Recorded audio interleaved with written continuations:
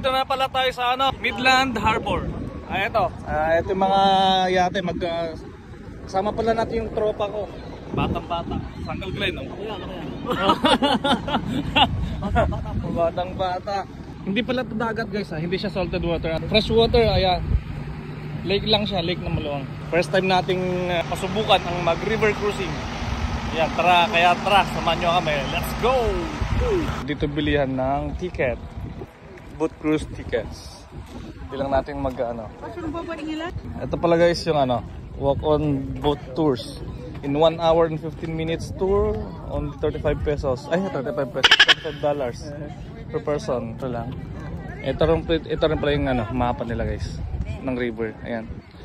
Bali, first time natin sumakay ng ganyang kaliit na barko.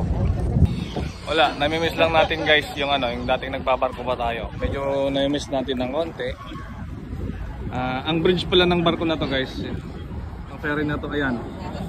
Andyan yung captain nila, nagtitimon, yung driver.